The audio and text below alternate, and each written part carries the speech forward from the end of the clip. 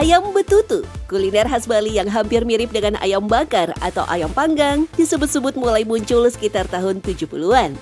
Padahal ayam betutu sebenarnya sudah ada sejak ratusan tahun silam. Teknik memasaknya pun konon berasal dari era kerajaan Majapahit. Bahkan kemenyan dijadikan salah satu bumbunya. Benarkah demikian?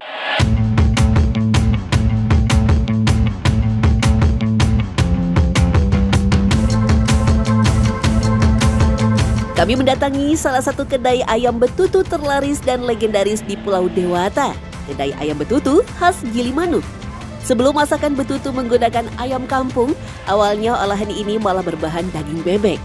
Namun karena alasan selera, beberapa orang berkreasi menggunakan daging ayam tanpa mengubah komposisi bumbunya sedikit pun. Buat ayam betutu ini tuh ayamnya bisa ayam apa aja atau khusus, Pak? Kalau kita mau rasa yang lebih nikmat, lebih enak, kita harus pakai ayam kampung asli. Ayam kampung asli. Iya. Bisa sih pakai ayam negeri, potongan, tapi tekstur dagingnya itu kan beda. Nanti dagingnya tidak mau meresap ya ke bumbunya itu. Oh, bumbu sama daging nggak bisa meresap? Tidak masuk dia.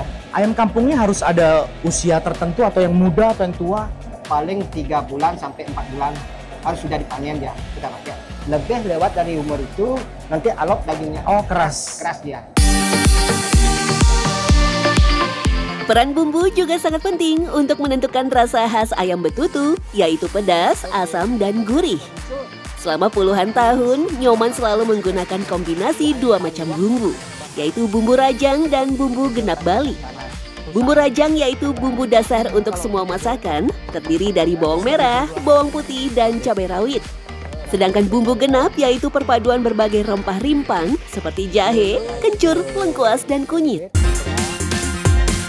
Uniknya, semua komposisi bumbu yang digunakan tidak diulek atau di blender, melainkan harus dirajang. Baru kemudian ditambahkan sedikit minyak goreng dan diremas-remas hingga semua rempah tercampur. Tak cukup dengan bumbu dan rempah yang melimpah, masih ada lagi satu bumbu rahasianya, yakni rempah pamungkas alias batang serai. Pak Nyoman, ini kok dari tadi saya lihat Bapak pukul serai dan jumlahnya itu banyak terus. Dari tadi dikasih serai terus, kenapa sih Pak? Kalau tanpa kita pakai serai banyak, tidak keluar aromanya. Tidak ada ciri khas aroma ayam betutu khas Gilimanuk ya.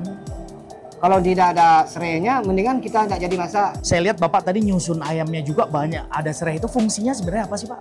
Selain membuat rasa. Rasa. Nah, kalau fungsi yang kita pakai serai banyak di bawah ayam itu, ya nanti kan karena kita pakai kompor gas dia.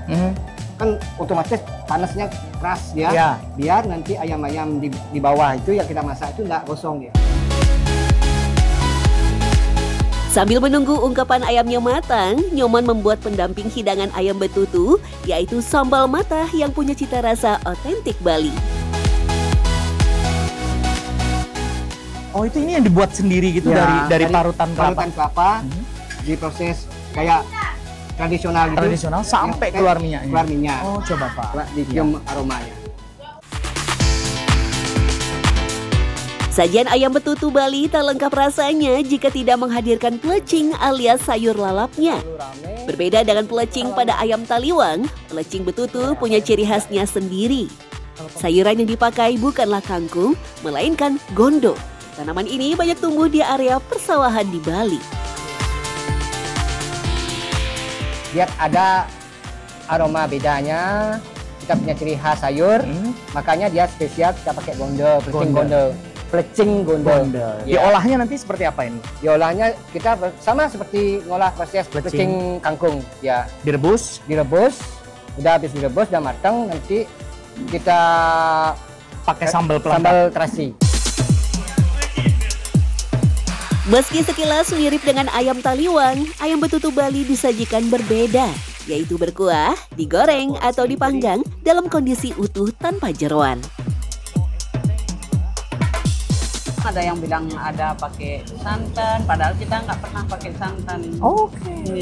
Ini benar-benar rempah. Benar-benar rempah. Kita nggak pakai lada, pakai cabai. Harus ya Bu ya? Iya, harus cabainya. Mau mahal cabai, mau gini Tetap. pedas. Kenapa nggak pakai lada, Bu? Beda rasa atau? Beda rasa. Mungkin orang lebih tahu membedakan lada sama cabai. Jauh sebelum masyarakat mengenal ayam dan bebek betutu sebagai santapan kuliner, konon makanan yang diperkirakan sudah ada lebih dari 500 tahun lalu ini bukanlah makanan sembarangan, alias makanan sakral dan keramat. Pasalnya, ayam atau bebek betutu dulunya merupakan hidangan yang dibuat khusus untuk sajian dalam upacara adat dan keagamaan di Bali.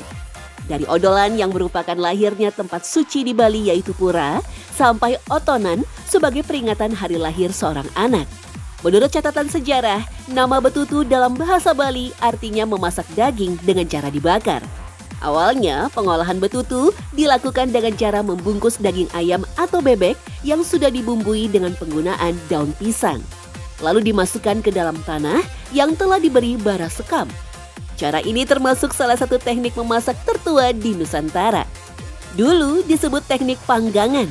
Rahasianya adalah membuat panas lebih stabil dalam waktu yang lama yang nantinya akan menghasilkan rasa yang sempurna pula. Proses pengolahan tradisional ayam atau bebek betutu merupakan warisan dari zaman Majapahit di abad 16 yang kemudian menyebar ke Pulau Bali. Namun seiring perkembangan zaman, teknik sekam dianggap kurang efektif, lalu berganti ke oven dan ungkep yang masih diadaptasi sampai sekarang.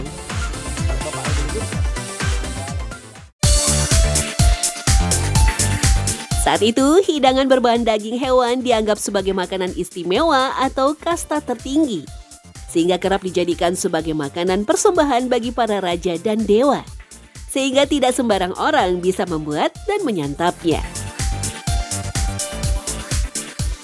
Maknanya makanan Bali karena dipersembahkan untuk para dewa, karena itu memang untuk persembahkan dewa dan satu untuk orang-orang suci. Cara membuatnya juga lain tempatnya dulu, sekarang sudah agak boleh-boleh aja.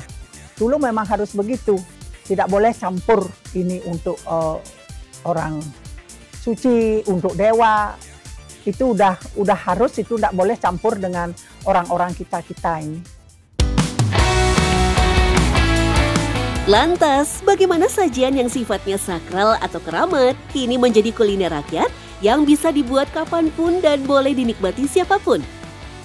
Rupanya yang menjadi pembedanya adalah dari sisi doa dan mantranya, serta niat dan tujuan saat membuatnya.